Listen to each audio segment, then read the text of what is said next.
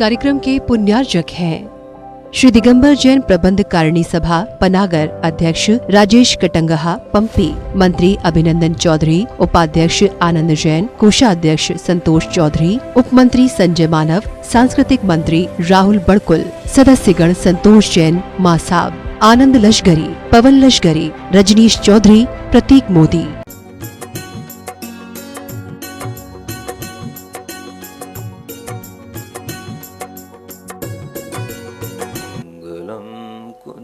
कुंदार्यो जैन धर्मोस्तु मंगलम् सर्वमंगल मांगल्यम सर्वकल्याणकारकम् प्रधानं सर्वधर्माणां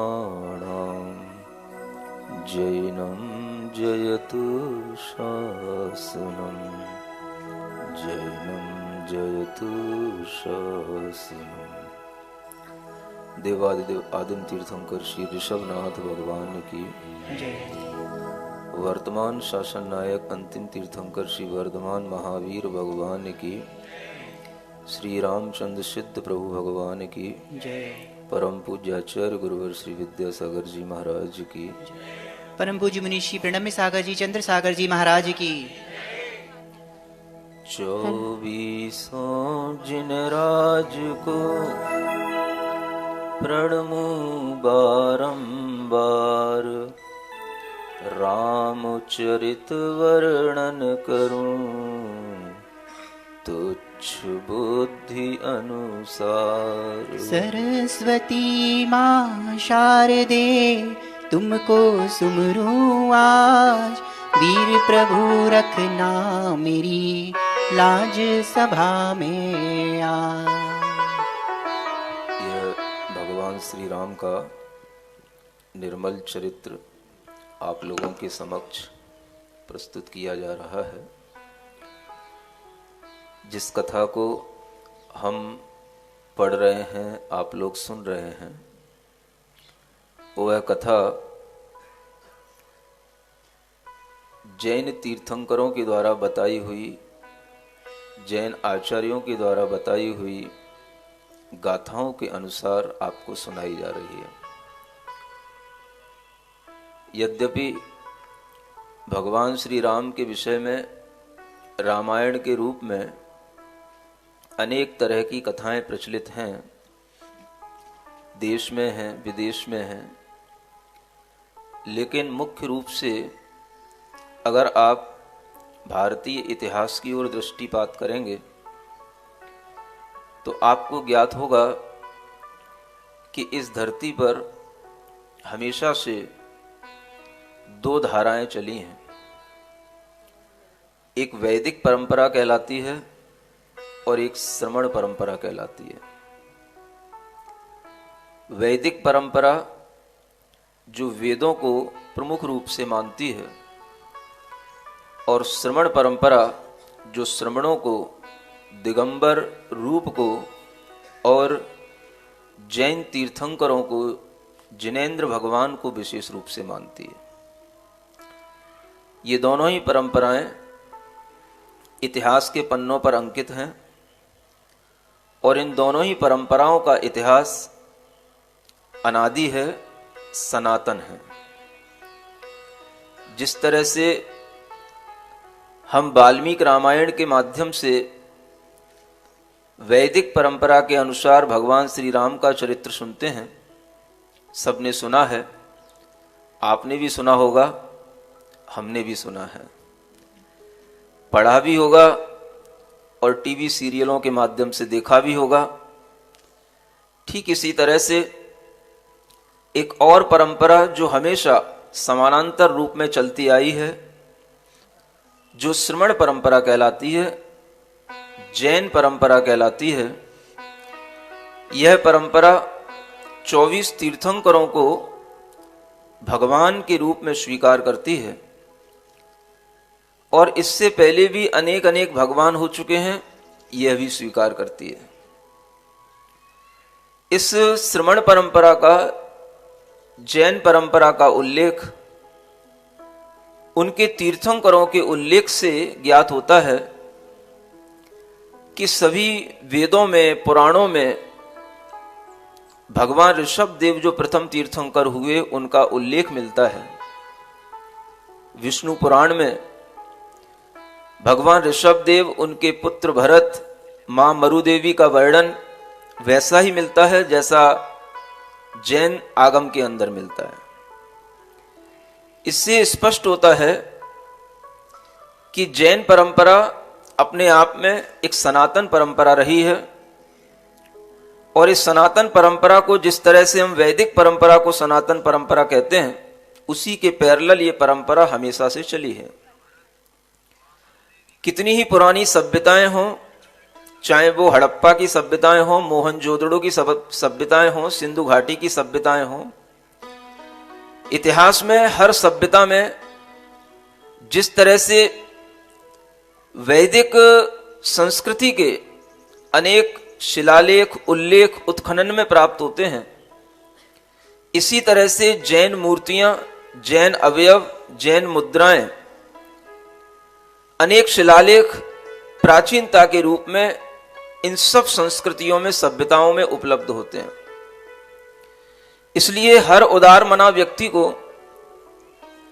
इस भारतीय संस्कृति का अगर समूचा अध्ययन करना है तो उसे वैदिक परंपरा के साथ साथ श्रमण परंपरा का भी बहुत अच्छे ढंग से अध्ययन करना आवश्यक है। यह परंपरा अन्य संप्रदायों की तरह अर्वाचीन तात्कालिक नहीं है, जैसे बौद्ध हैं, सिख हैं, अन्य इत्यादि हैं। इनका एक उद्भव काल हमारे सामने है, और ये सब ईसा के कुछ पहले या कुछ बाद के हैं।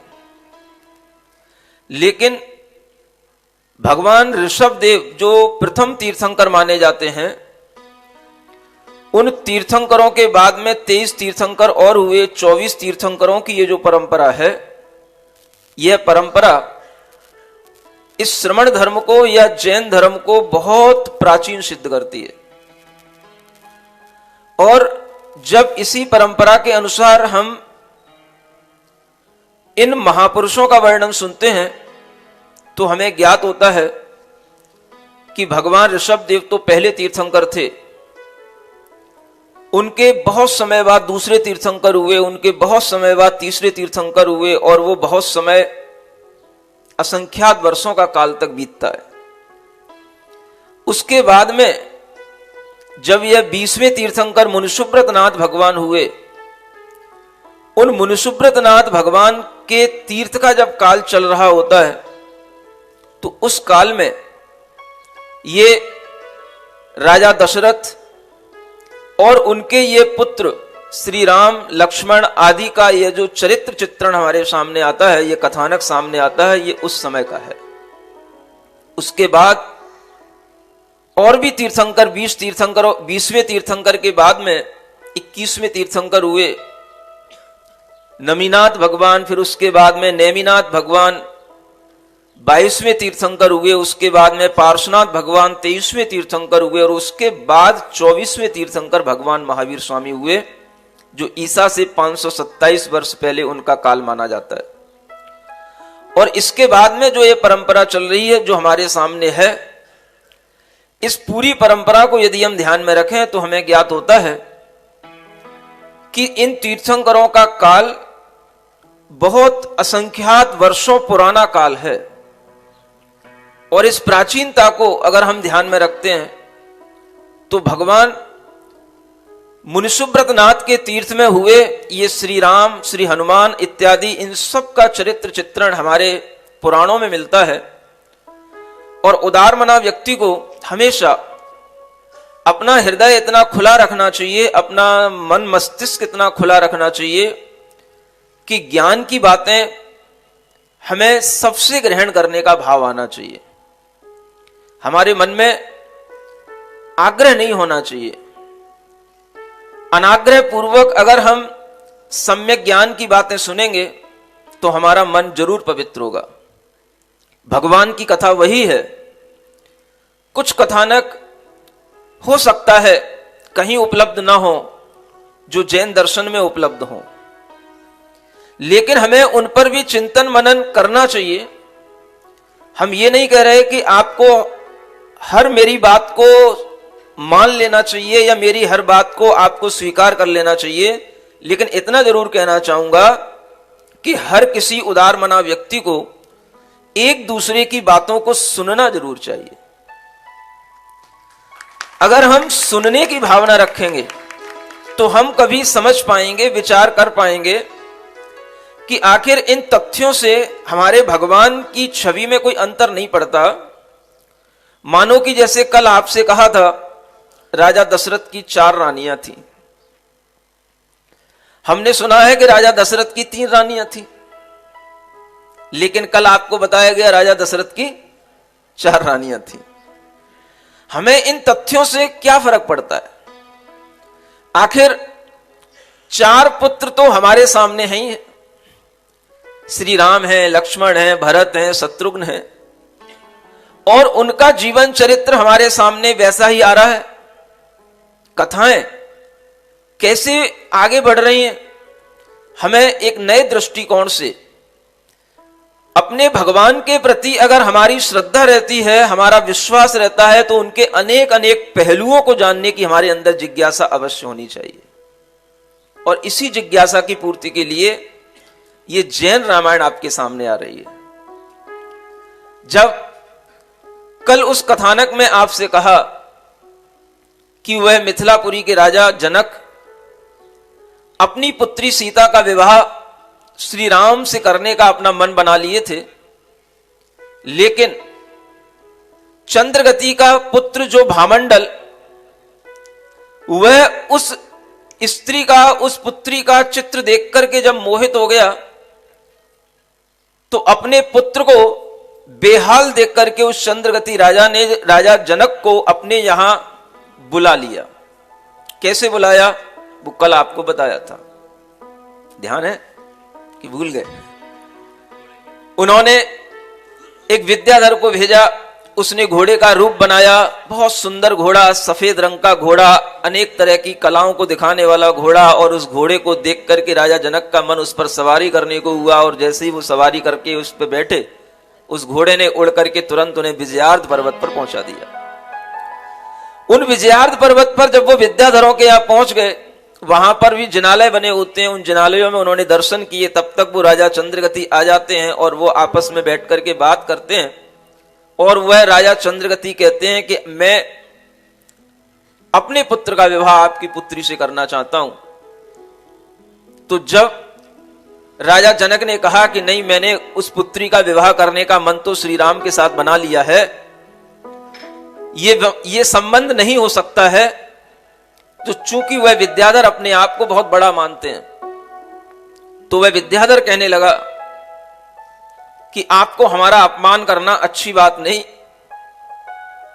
आप समझ नहीं पा रहे कि हम क्या लोग हैं, हम क्या चीज हैं, हम कितने बड़े लोग हैं।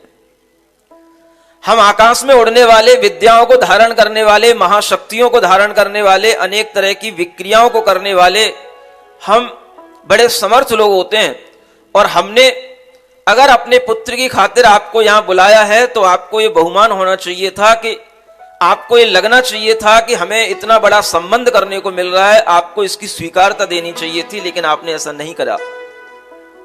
ये जब चंद्रगति ने जनक से कहा और जनक ने चंद्रगति की बात को नहीं माना, तो फिर थोड़ा सा गुस्सा चंद्रगति को भी आया, और थोड़ा गुस्सा फिर बाद में जनक को भी आया।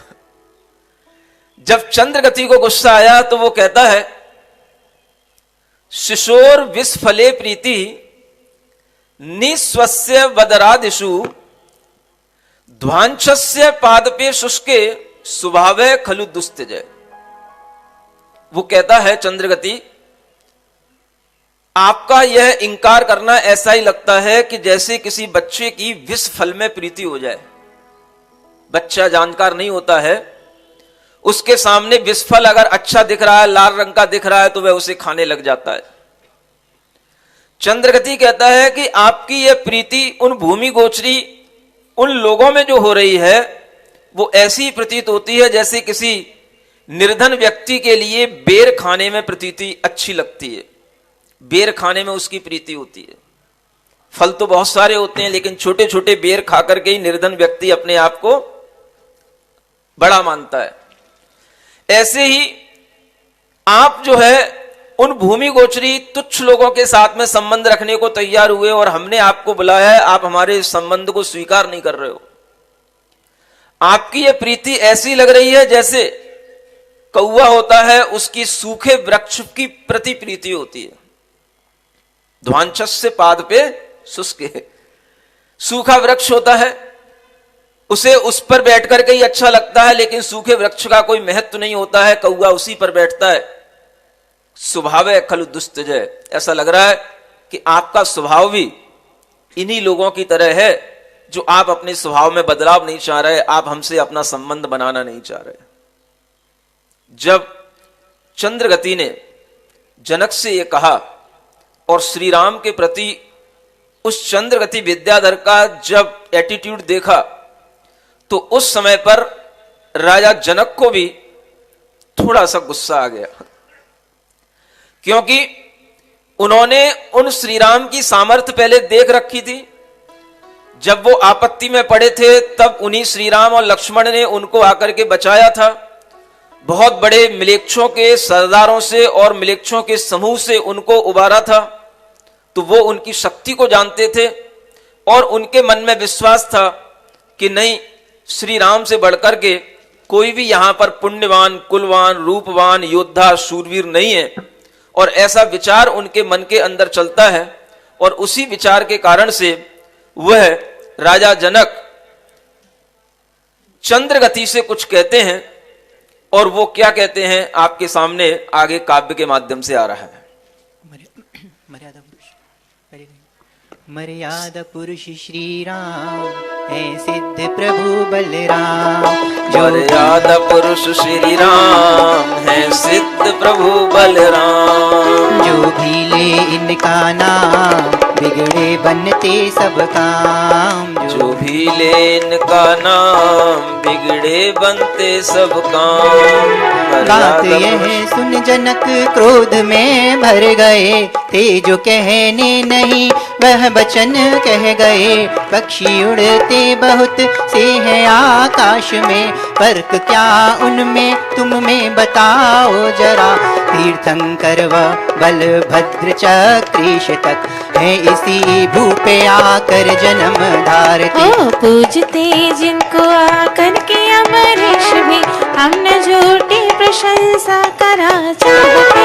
व्यर्थ श्री राम के गुण हम ना गा सके, यह संबंध ऐसा न छुड़वा सके। जनक राव के सुन वचन होए राव गंभीर। शर्त रखी है एक कठिन, धार हृदय में धीर। क्या कह गए? धार हृदय में धीर। राजा जनक उन चंद्रगति विद्याधर से क्या क्या कह गए? जो वचन उन्हें नहीं कहने थे वो भी कह गए। ऐसा क्यों कहा? ऐसा इसलिए कहा कि जो बड़े धीर वीर राजा होते हैं वो तुरंत क्रोधित नहीं होते हैं, कभी भी दुर्वचन नहीं बोलते हैं, किसी का अपमान नहीं करते हैं। लेकिन जब कोई उनके स्वाभिमान को ठेस पहुंचाता है और जिनको वो अपना आदर्श मानते हैं और जिनके लिए अपना विश्वास रखते हैं, उनके लिए अगर कोई बुरा कहता है तो फिर क्षत्रिय राजा किसी भी तरह से उसको सहन नहीं कर सकते। अब क्षत्रिय सभी हैं, वह चंद्रगति विद्याधर भी कम नहीं है, राजा जनक भी क्षत्रिय हैं, श्री राम तो क्षत्रिय है ही है। लेकिन ये सभी महापुरुष एक दूसरे के प्रति सम्मान भी रखते हैं, लेकिन अपने आदर्शों के प्रति अगर कोई बुरा कहता है तो फिर इनका स्वाभिमान जब छिड़कता है, इनके स्वाभिमान को जब कहीं आघात पहुंचता है तो फिर ये भी पीछे नहीं रहते हैं। राजा जनक ने कहा, अगर तुम्हें इसी बात पर बहुत गर्व है कि तुम आकाश में उड़ते हो, तो आकाश में तो पक्षी भी उड़ते हैं। हमें ये बताओ कि उन पक्षियों में और तुम में क्या फर्क है? देखो, धीर वीर सूर को अगर छेड़ोगे तो फिर वो छोड़ेगा नहीं। उसी तरह से जब राजा जनक को छेड़ा गया और चंद्रगति ने कहा, तो फिर राजा जनक ने थोड़ा सा उनके लिए भी कहा और ये कहा कि एक बात बताओ, तुम्हें अपने विद्याधर होने का इतना अभिमान है, मैं मानता हूं ठीक है विद्याधर हो, आकाश में उड़ते हो, विद्याएं रखते हो, लेकिन मुझे अपनी भारत भूमि का बहुत बड़ा अभिमान है जहां पर बड़े बड़े तीर्थंकर और महापुरुष जन्म लेते हैं। बताओ आज तक किसी विद्याधर श्रेणी में कोई तीर्थंकरों ने जन्म लिया हो, कोई महापुरुषों ने जन्म लिया हो, कोई चक्रवर्तियों ने जन्म लिया हो, बताओ। और जब यह बात उनसे कही गई तब उन राजा जनक ने कहा, देखो मैं कभी भी झूठी प्रशंसा नहीं करता, मैं कभी भी किसी के लिए अंधविश्वास के साथ भी नहीं चलता।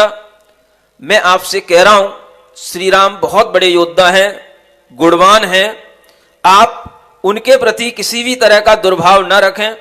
मैंने जिस तरह से उनके बारे में सोचा है, मेरी बेटी सीता का विवाह श्री राम से होगा, आप उस संबंध को छुड़वा नहीं सकते, इसके लिए आपको जो करना हो आप कर लेना। जब चंद्रगति ने यह सुन लिया तो फिर थोड़ा सा चंद्रगति के मन में भी विचार आया कि बात को बिगाड़ना नहीं है, बात को बनाना है, और बात को बनाने के लिए भी कई तरीके हो सकते हैं। और अगर हमारे लिए लग रहा है कि कोई भी संबंध नहीं बन रहा है तो एकदम से छत्री राजा का हार स्वीकार कर लेना भी उसे गंवारा नहीं होता। वो सीधे सीधे हार भी स्वीकार नहीं कर सकता, इसलिए उसने एक शर्त रखी। उसने कहा राजा जनक से, मैं आपकी बात मानता हूं और मैं आपके अनुसार ही इस बात को स्वीकार कर लूंगा कि वास्तव में वो श्री राम इतने शूरवीर हैं, लेकिन उसके लिए एक परीक्षा लेनी होगी, और उस परीक्षा में अगर वो उत्तीर्ण हो जाते हैं तो ठीक है, और इस परीक्षा में उनके शौर्य की, उनके शूरवीर पने की, उनके पुण्य की परीक्षा की जाएगी। और उसके लिए एक योजना उसने राजा जनक के सामने रखी, और वो योजना क्या है वो आपके सामने आती है।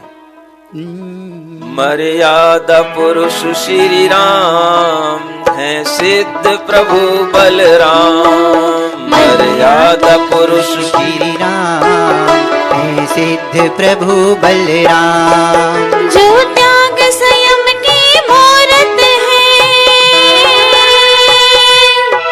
जो त्याग संयम की मूरत है, उस राम की गाथा गाती हूँ। प्रणम सागर जी की शिष्या हूँ, आचरण की बात बताती हूँ। जय हो जय हो जय हो जय हो जय हो जय हो राम की जय हो। तुम राम की जो महिमा गाए, हमको विश्वास नहीं आता। हम लेंगे परीक्षा थोड़ी सी, गुणगान आपका नहीं भाता। दो धनुष आपको देते हैं, कर लीजिए स्वयंवर की तैयारी। जो इनको आन चढ़ाएगा वो ही परखेगा सुकुमारी। यदि राम से धनुष चढ़ेगा नहीं, जबरन सीता को लाएंगे। संदेश पढ़ाओ देशों में, हम भी तो शीघ्र ही आएंगे। जय हो जय हो जय हो जय हो जय हो जय हो राम की जय हो। सुन जनक आए मिथिलापुर में, मन में संदेह हुआ भारी।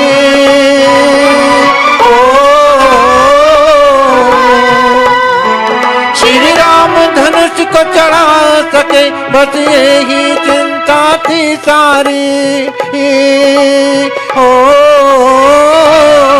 वह धनुष नहीं विकराल काल, अग्नि और सर्प पुकारते हैं। हे देव सहस सेवा करते, कोई पास तलक नहीं आते हैं, कोई पास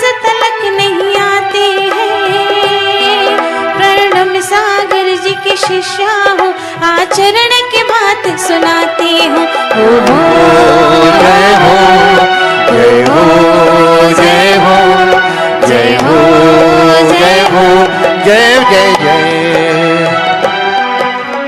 जब चंद्रगति के लिए यह विचार आया तो चंद्रगति ने जनक के सामने एक शर्त रखी कि हमारे पास में देव रक्षित 2 धनुष हैं। उन धनुषों के नाम हैं वज्रावर्त और सागरावर्त। ये 2 ऐसे धनुष हैं जिन्हें सामान्य व्यक्ति इन धनुषों को कभी उठाना तो दूर, इनके सामने खड़ा भी नहीं हो सकता। मैं चाहता हूं कि अगर तुम्हारे श्री राम इतना ही शौर्य और इतना ही पराक्रम धारण करते हैं तो इस धनुष की डोरी चढ़ा करके इस धनुष को हाथ में लेकर के उठा करके दिखाएं। अगर उन्होंने ऐसा कर पाया तो इस स्वयंवर की विधि से ही मैं ये मान लूंगा कि आप अपनी सुकुमारी सीता को राम के लिए समर्पित कर देना, और अगर ऐसा नहीं हो पाया तो मैं जबरन सीता को तुम्हारी मिथिला नगरी से उठा करके ले जाऊंगा। ये स्वयंवर की विधि सबके समक्ष होगी। आसपास के अनेक और राजा हैं, उन सबको बुलाओ और उन सब राजाओं के माध्यम से यह पराक्रम की एक परीक्षा ली जाए। जो इस धनुष को चढ़ा देगा, डोरी चढ़ा देना एक बहुत बड़ी चीज होती है, जो इस धनुष की डोरी को चढ़ा देगा, डोरी सहित कर देगा, उसी के लिए यह स्वयंवर की विधि के माध्यम से सीता उसकी होगी। इस तरह का विचार जब चंद्रगति ने मिथिलापुर के राजा जनक के समक्ष रखा तो जनक ने उसकी स्वीकारता भरी और उन्होंने कहा मुझे बात स्वीकार है। और इस बात की तैयारी करने के लिए उन्हें 20 दिन का समय दिया गया और 20 दिन के बाद में वह राजा जनक अपने ही नगर में, अपने ही राज्य में तमाम आसपास के राजाओं को खबर देकर के सबको बुलाते हैं और एक बहुत बड़ा स्वयंवर का महोत्सव होता है। उसमें वह चंद्रगति भी आता है और आसपास के अनेक विद्याधर भूमि गोचरी राजा भी आते हैं और उस धनुष, वह जो दोनों प्रकार के धनुष हैं, उन धनुषों को वहां पर रखा जाता है और उन धनुषों को देख करके, जैसे कि यहां लिखा है, वह धनुष नहीं है विकराल काल है, अग्नि सर्प फुंकारते हैं। जिनके मुंह से अग्नि निकलती है, जिनके पास से सर्प फुंकार करते हैं, देव रक्षित हजारों देवों से सहित वह धनुष थे और उनके पास में पहुंचते हुए भी अनेक राजाओं की क्या दशा होती है। आगे ये कहानी कैसे आगे बढ़ती है। जब जनकपुरी में वह मिथिला नगरी के वह राजा खुद अपनी पत्नी वैदेही को यह बताते हैं कि मैंने इस तरह की शर्त रख ली है, तो थोड़ी देर के लिए उनकी रानी, उनकी पत्नी के लिए भी बहुत खेद होता है। ये क्या आपने कर लिया? एक तो मेरा बेटा पहले ही जन्म के समय पे ही हरण कर लिया गया था, अगर कहीं ये पुत्री भी मेरे हाथ से निकल गई तो मैं फिर अपने भाग्य को हमेशा रोती ही रहूंगी क्या? ऐसा विचार करके जब वह राजा जनक के सामने रोती है तो उस समय पर राजा जनक उसे कहते हैं, संभालते हैं, देखो प्रिय, रोने से कुछ नहीं होता, कर्म के जैसे फल होंगे हमें उसी तरह से कर्मों के फल के अनुसार नाचना पड़ता है। इन कर्मों के माध्यम से ही सारा लोक, सारा संसार नाच रहा है और वह कर्म ही सबसे बड़ा नृत्याचार्य है जो सबको नचाता है। हम लोग तो उसके केवल एक पैदे हैं जो उसके कारण से नाच रहे हैं। अगर हमारे भाग्य में पुत्री का सुख होगा, हमारे भाग्य में हमारा सम्मान होगा तो हमें मिलेगा, और अगर हमारे कर्मों के फल से कुछ ऐसा ही कुछ घटित होना होगा तो वो भी हम सामने देखेंगे। हमें अपने कर्मों पर विश्वास करना चाहिए और जो अब हमने उस चंद्रगति राजा से अपना एक विश्वास प्रकट किया है, हमें वो काम तो करना ही है। और ऐसे करके ये संदेश पूरी जनकपुरी में पहुंचता है। देखिए, जनकपुरी में हो रहे जनक राज का कठिन प्रण, जग में शूर जो हो, प्रत्यंचा को चढ़ाएगा सो सीतापति हो।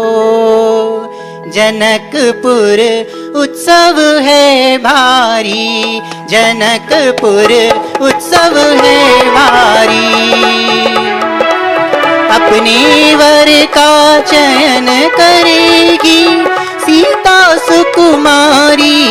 जनकपुर उत्सव है भारी, जनकपुर उत्सव है भारी।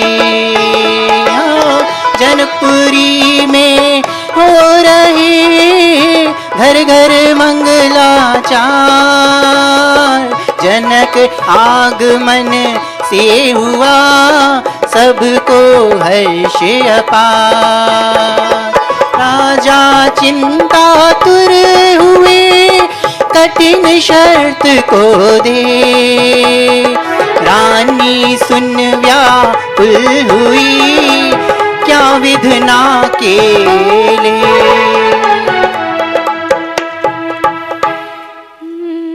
राम कहानी सुनो रे, राम कहानी, राम कहानी सुनो रे, राम कहानी। कहत सुनत आए, कहत सुनत आए, अखियों में पानी।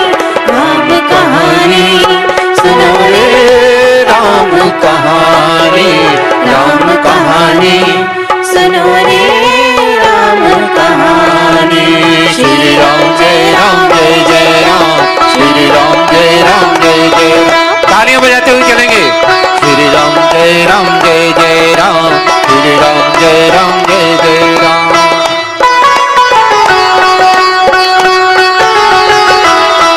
पहले तो पुत्र का मेरा, क्या बुद्धि अब जाएगी। हाँ कौन कर्म आगे आए, रानी क्या खेल खिलाएगी। राजा ने स्वयंवर की ठानी, खबरें सब देश विदेश गई। मंडप बनवाया बहुत बड़ा, जिसमें सब प्रजा समाए गई। रघुवंशी और चंद्रवंशी, हरिवंशी भी सब आए हैं। राजा ने कर सन्मान सभी का, आदर से बैठाए गए। सदगने महल पर सीता थी, सखियों के मध्य विराज रही। एक दासी सब राजाओं के गुण रूप वंश बतलाए रही। इन धनुषों पर इस मंडप में जो पहली डोर चढ़ाएगा। हे राजकुमारी आज वही तुमसे वरमाल डलाएगा। कहत सुनत आए, अखियों में पानी। राम कहानी सुनो रे, राम कहानी, राम कहानी सुनो रे, राम कहानी। श्री राम जय राम जय जय राम, श्री राम जय राम जय जय राम। ओ श्री राम जय राम जय जय राम, श्री राम जय राम जय जय राम। सारी तैयारियां हो चुकी और स्वयंवर मंडप के लिए बहुत बड़ा एक मंडप बनाया गया और उसमें सब देश विदेशों के राजा बुलाए गए। उसमें सभी राजा थे। इक्ष्वाकु वंश के अंदर अनेक वंश और चले, जो रघुवंश कहलाए, चंद्र वंश कहलाए, सोम वंश कहलाए, हरिवंश कहलाए, नाथ वंश कहलाए। इन सब वंशों के राजा वहां पर अपने अपने सिंहासनों पर विराजमान हुए। जिन्हें अपने पुत्र का विवाह करना था वो अपने पुत्रों को साथ लेकर के आए, अपने राजकुमारों को साथ लेकर के आए और सती उस सीता की रक्षा करने के लिए, चूंकि पहले से जनक को पता था कि अगर कहीं कुछ गड़बड़ हुआ तो सीता की रक्षा करना पहले जरूरी है। उस सीता को महल के ऊपर केवल देखने के लिए वहां पर उसको बिठाया गया और उस सीता के आसपास 700 कन्याओं को उसके साथ में रखा गया। 700 कन्याओं से घिरी हुई वह सीता जहां बैठी हुई थी, वहां आसपास बड़े बड़े योद्धा बड़े बड़े सामंत उसकी रक्षा करने के लिए नियुक्त किए गए थे। और इन सब सुरक्षाओं के बीच में वह स्वयंवर की तैयारियां हुई थी। और उस स्वयंवर में वह धनुष, जो दो बड़े बड़े धनुष थे, वज्रावर्त और सागरावर्त, वो उनके सामने रखे गए। और यह स्वयंवर की एक परंपरा होती है कि एक दासी, एक सेविका, वह रानी सीता को बताती है कि ये राजकुमार कौन है, कहां से आए हैं, किस देश के हैं, क्या इनके गुण हैं, क्या इनका शौर्य है। सबका बायोडेटा उसके पास में होता है। और वह एक एक करके सबसे उनका परिचय कराती है। और वह परिचय होता जाता है। सभी राजकुमार उस धनुष के पास तक आते हैं और सब अपने अपने शौर्य को दिखाने के लिए, देखने के लिए भी तैयार रहते हैं। और उसके साथ साथ जब इस तरह से यह कार्यक्रम चल रहा होता है तो आप देखें कि वहां पर और क्या क्या होने लगता है। खड़े हुए राजा जनक बोले वचन गंभीर, जो चाहे आगे बढ़े धनुष चढ़ाए वीर। राजा जनक ने ऐलान किया, इतने राजा यहां पर आए हैं, सभी अपने अपने सामर्थ्य की परीक्षा करें और जिसको आगे आना है वो आगे आए और एक एक करके सब धनुष चढ़ाने की अपनी सामर्थ्य को दिखाएं।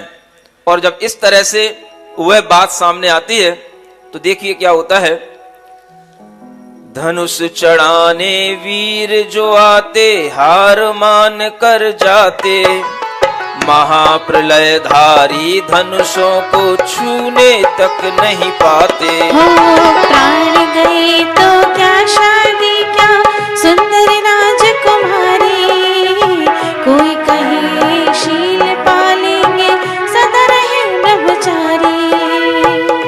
हाय हम क्यों यहाँ आए जी, प्राण नहीं बचने पाए जी, धनुष नहीं काल हमारा, प्राण यदि बच जाए भाई ब्याह न करें दोबारा, ब्याह न करें दोबारा। वो धनुष इतने भयंकर थे कि अनेक राजा तो उसके सामने आकर के ही डर करके बैठ जाते थे और सोचते थे कि धनुष के पास तक जाने के लिए अपने काल को बुलाना ठीक नहीं है, क्योंकि प्राण बचेंगे तब तो राजकुमारी मिलेगी, और अगर एक राजकुमारी नहीं मिली तो कोई बात नहीं, दूसरी तो मिलेगी, अपने प्राण बचाना है। ऐसा सोच करके अनेक राजकुमार उठे और अपने अपने स्थान पर बैठ गए। और फिर आगे क्या होता है, राजाओं को देखकर विकल और बेचैन धनुष और देखन लगे, श्री राम भर कर नैन। उठे धीर गति से बढ़े, आए धनुष के पास, आदि प्रभु को सुमर के धर हृदय विश्वास। वह वज्रावर्त और सागरावर्त देवों पुनीत कहलाते हैं, श्री राम के आते ही दोनों शिष्यों की तरह नम जाते हैं। जिस समय उठाया वज्रावत भूमंडल सारा कांप गया, सारे राजाओं के मन पर एक सांप समानो लौट गया। और उधर उठा लक्ष्मण जी ने सागरावर्त को तान दिया, जब बाण उठाया हाथों में तब राजाओं का प्राण गया। श्री रघुकुल कोमल कमल नयन को पहनाओ जयमाला, पहनाओ जयमाला। मर्यादा पुरुष को वरन का अवसर फिर नहीं आने वाला, फिर नहीं आने वाला। वरमाल कंठ में पहनाती वह कुल तिलक प्रेम में सकुचाई, जो विद्याधर वहाँ आए थे, लक्ष्मण को देख हर्षाए गए, निज अष्टादश कन्याओं से वो उनका ब्याह रचाए गए। श्री कनकराय ने निज पुत्री शिर लोक सुंदरी श्यामी का कर ग्रहण भरत से करा दिया उस रूप सुंदरी ज्ञानी का। शादी की वेदी सजी और सीता का ब्याह संस्कार हुआ, फिर सखी सहेली मिल बैठी, घर घर में मंगलाचार हुआ। जब हुई विदा की तैयारी, माता ने शिक्षा देनी है श्री जानकी जी ने, हर्ष सहित वह सभी ग्रहण कर लेनी है। जब रामचंद्र जी की बारी आई तो वह उस धनुष के सामने जैसे गए, वह धनुष ने फुंकार करना बंद कर दिया। उसके मुंह से जो आग निकल रही थी वो आग एकदम से ठंडी ठंडी हवाओं में बदल गई, और उन्होंने उस धनुष को ऐसे उठा लिया जैसे कोई कमल का फूल अपने हाथों से उठा लेता है, और उस डोरी को उस प्रत्यंचा पर चढ़ा करके उन्होंने जब हाथ में लेकर के उस पर बाण रख करके उसे तानने की कोशिश की, तो अनेक तरह के गंधर्व और किन्नर देव आकर के उनकी प्रशंसा करने लग गए, और उस समय पर जय जयकारों से सारा सभा मंडप गूंजने लग गया।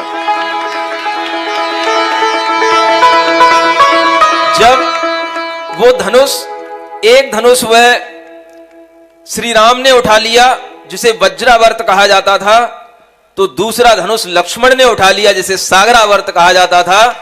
और उस धनुष को जब उन्होंने उठा लिया तो अनेक विद्याधर लोग वहां बैठे थे, उन विद्याधर लोगों ने लक्ष्मण के लिए भी अपनी कन्याओं को प्रदान कर दिया, और 18 कन्याओं के साथ लक्ष्मण का भी विवाह वहां पर संपन्न करने की तैयारी की गई।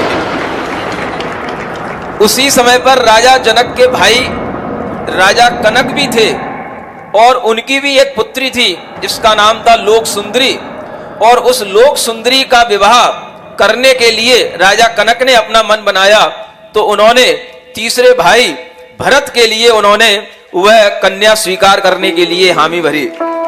और इस तरह से उस विवाह मंडप में श्री राम सीता का, लक्ष्मण का और भरत का विवाह वहां पर संपन्न हुआ, और सब विवाह की तैयारियां होने के बाद में सब तरह का मंगलाचार हुआ, और उस विवाह को सब लोगों ने देखा, सराहा, और जो विद्याधर लोग देश विदेश से अनेक राजा आए थे वह किसी तरह से लज्जित होकर के अपने अपने स्थानों को चले गए।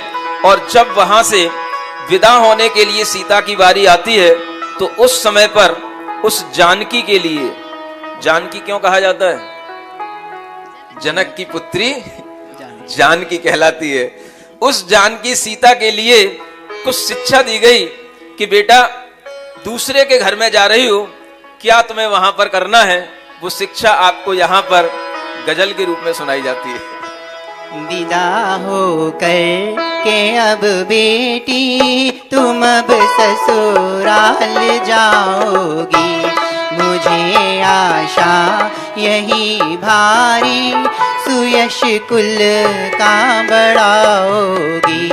तेरी माता कौशल्या है, हुक्म उनका बजाना तुम, पिता दशरथ जी को मानो तभी सम्मान पाओगी। रानी और सासू का करो आदर सहित सेवा, इसी सेवा की मेवा से वहाँ तुम प्रेम पाओगे। सीता को शिक्षा दी किसने? सीता के माता पिता ने, तुम जा रही हो, अब तुम्हारी माता ये विदेहा नहीं, अब तुम्हारी माता कौशल्या कहलाएगी, और तुम्हारे पिता अब दशरथ जी होंगे।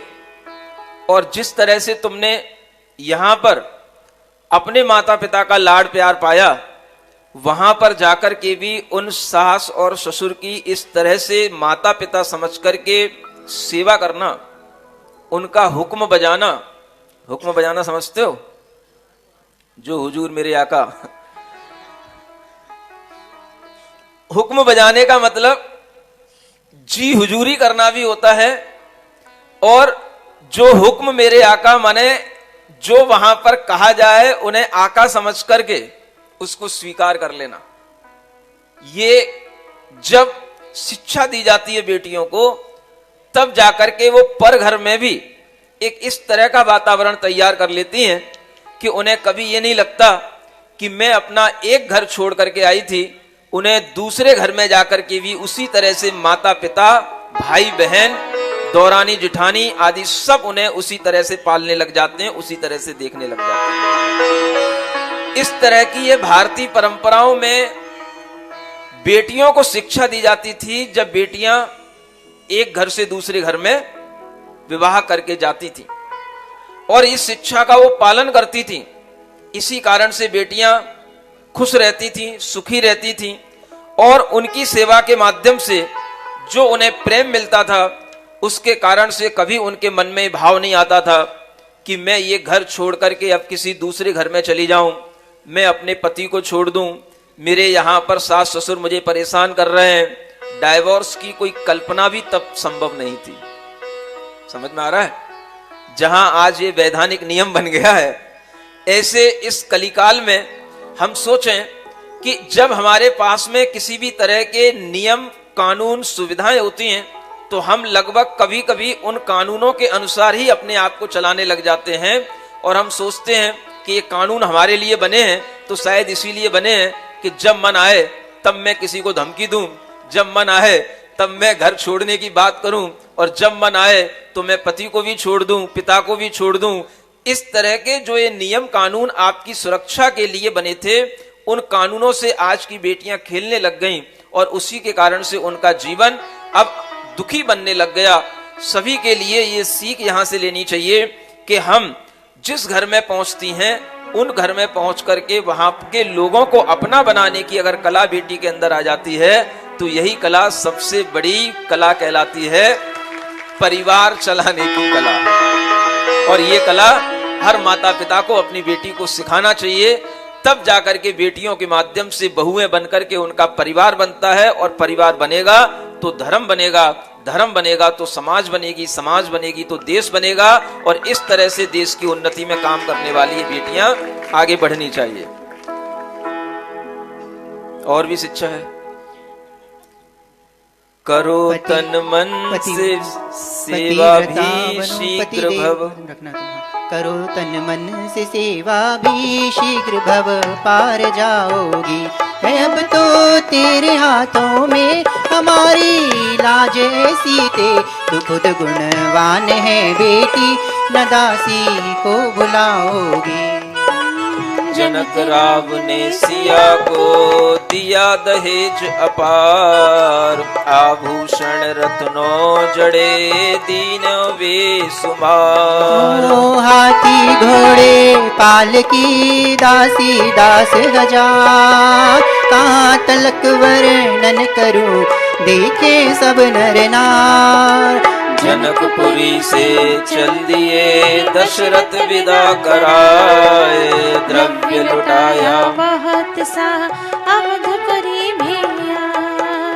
यह दहेज देने की परंपरा प्राचीन है, लेकिन आप लोग ये ध्यान रखें, दहेज का मतलब होता है बेटी की सुख सुविधा के लिए दूसरे घर में जब बेटी जाती है तो उसके लिए कुछ सामग्रियां इस तरह से प्रदान करना कि उसे कभी भी किसी चीज का अभाव महसूस न हो। ये दहेज मांगा नहीं जाता, जो आजकल हर बात ठहराई जाती है, एक एग्रीमेंट किया जाता है और उस एग्रीमेंट में अगर कहीं थोड़ी सी भी कमी हो जाती है तो जिंदगी भर बेटी को ताने सुनने पड़ते हैं।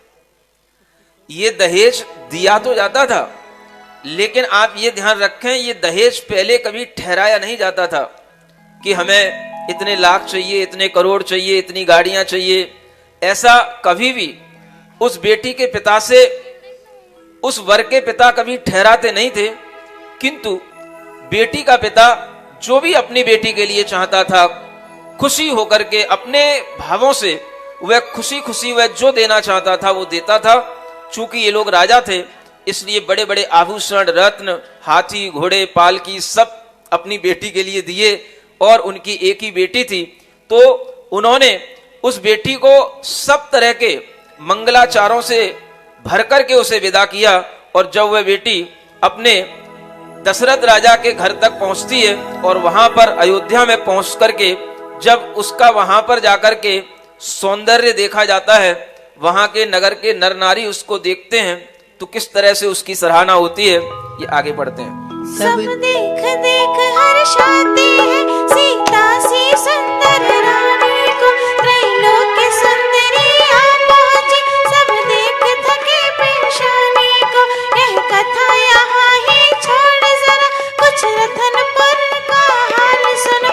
महामंडल को नहीं चैन कहीं, उसके मन का अब हाल सुनो। जब उसने सारा हाल सुना, सीता श्री राम से ब्याही गई। धनुषों की भीषण परीक्षा में श्री राम लखन की विजय रही। बैठा विमान में अवधपुरी को और उड़ा बदला लेने, ले काम मोह से भ्रष्ट बुद्धि, सीता को चला हरण करने। जब यह मंगलाचार अयोध्या में होने लगता है तो वहां तो अब हो ही रहा है। थोड़ी सी कथा अब उस ओर भी जाती है, उधर भी देखो जिसके लिए ये सब हुआ था। वह भामंडल उस स्वयंवर के मंडप में आया नहीं था, क्योंकि चंद्रगति राजा ने कहा था अगर उस धनुष पर वह डोरी श्री राम नहीं चढ़ा पाए तो मैं उस सीता को हरण करके ले आऊंगा। इस कारण से चंद्रगति विद्याधर अपनी सेना के साथ तो आया, लेकिन भामंडल वहां नहीं पहुंचा था। जब भामंडल को यह पता पड़ा कि जिस सीता के लिए हम दुखी हो रहे हैं, जिस सीता के लिए हम मोह में पागल हो रहे हैं, उस सीता का विवाह आखिरकार श्री राम के साथ हो ही गया, तो वह भामंडल लज्जित होते हुए अपने पिता के सामने उसे कुछ नहीं कहना चाहिए था, फिर भी कहने लग गया, क्योंकि काम व्यथा में आदमी सब मर्यादाएं भूल जाता है। और उस समय पर उसने अपने सामने खड़े हुए विद्याधरों के समक्ष, अपने पिता के समक्ष बात कही कि आप बहुत बड़े बड़े गुण गाते थे, विद्याधर हैं हम बड़े बड़े राजा हैं, हमारे पास बहुत शौर्य है, सेना है, शक्तियां हैं। कहां गई तुम्हारी शक्तियां? एक सीता को भी हमारे लिए लेकर के नहीं आ पाए, तुम सब कायर हो। और इस तरह से वहां पर उस सभा में ललकारते हुए वह भामंडल खुद अपने लिए भाव बनाता है कि मैं खुद जाऊंगा और तुम जिस सीता को लेकर के नहीं आ पाए उस सीता को अब मैं लेकर के आऊंगा। सीता को लेने के लिए वह अपनी सेना के साथ में खुद उस नगर की ओर चलता है। और जब वह वहां उस नगर की ओर पहुंचता है तो उस नगर को देखते ही, उसे वहां के व्यवस्थाओं को देखते ही, वहां के महल को देखते ही, उस नगर की संरचना को देखते ही वह एकदम से वहीं पर खड़ा खड़ा कुछ और सोचने लग जाता है। और सोचते सोचते वहीं पर वह गिर पड़ता है, मूर्छित हो जाता है। क्या हो गया? जब उसने उस नगर को देखा तो उस नगर को देख करके उसे जाति स्मरण हो गया। ये जाति स्मरण होता है पिछले जन्म का स्मरण हो आना। इस पिछले जन्म के स्मरण के कारण से हमें पूर्व जन्म की घटनाएं याद आ जाती हैं, पूर्व जन्म के स्थान याद आ जाते हैं, पूर्व जन्म में हम क्या थे, कौन हमारे संबंधी थे, ये भी याद आ जाता है। और ये बात वैज्ञानिक रूप से सत्य साबित हो चुकी हैं। ऐसी अनेक घटनाएं होती हैं जिन घटनाओं में बालक को अपनी शिशु अवस्था में भी बहुत कुछ याद रहता है और कभी कभी बड़ी उम्र होने पर भी किसी घटना के किसी प्रकार से आघात पहुंचने पर उसे पूर्व जन्म की बातें याद आ जाती हैं। ऐसा मनुष्यों में भी होता है, पशुओं में भी होता है। इसके अनेक उदाहरण वैज्ञानिकों ने सिद्ध कर रखे हैं कि पूर्व जन्म होता है और पूर्व जन्म का स्मरण भी अगले जन्म वाले जीव के लिए बना रहता है। यह आपको हमेशा ध्यान रखना है। पूर्व जन्म होगा तभी हम आत्मा को शाश्वत कह पाएंगे और समझ पाएंगे। पूर्व जन्म होगा तभी हम जन्म और मरण के संस्कारों के साथ में आगे बढ़ पाएंगे और इस जन्म में अपने संस्कारों को सुधारेंगे, तभी जाकर के अगले जन्म में हमें कुछ अच्छी चीजें, अच्छे कर्मों के फल से हमें प्राप्त होंगी। इस पूर्व जन्म के जन्म जन्मांतरों के इस संबंध को, जन्म मरण की इस प्रक्रिया को अगर व्यक्ति अपने विश्वास में ले आता है, तभी जाकर के उसे धर्म करने का और धर्म का मर्म समझने का उसके अंदर भाव आता है। अगर आपको पूर्व जन्म पर विश्वास नहीं होगा, अगले जन्म पर विश्वास नहीं होगा, तो फिर आप इस जन्म के लिए क्यों दुख उठाएंगे? इस जन्म के लिए जो आपको मिला है, जैसे भी मिला है वैसे आपको सुख भोगने का भाव आएगा। लेकिन जब समझदार व्यक्तियों के लिए बात आती है कि नहीं, इस जन्म से पहले भी हम अनेक जन्म जिए हैं, अनेक जन्मों के संस्कार हमारी आत्मा पर पड़े हैं और उन्हीं जन्मों के संस्कार के कारण से हमारे इस जन्म में अपने आप किन्हीं लोगों से हमारा मोह होता है, किन्हीं से प्रेम होता है, किसी से द्वेष होता है। अनेक तरह के हमारे सामने अनुकूल और प्रतिकूल लोग जो सामने आकर के खड़े होते हैं, जन्म जन्मांतरों के संबंधों के कारण से होता है।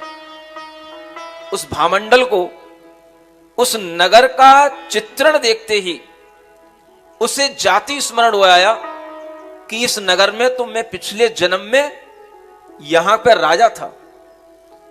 उसे याद आ गया कि मेरे साथ क्या हुआ था और वो सारी घटना उसके स्मरण में आ गई और स्मरण आते ही उसके अंदर वह मूर्छा इसलिए आ गई कि वो एकदम से बेहोश इसलिए हो गया कि वह सारे पिछले जन्म की बात याद करके उसे अपने ऊपर बहुत लज्जा आई और वह अपने आप में बहुत दुखी हुआ और उस दुख के कारण से उसको मूर्छा आई। और जब उसको मूर्छा आई तो फिर उसके बाद में उसका उपचार हुआ।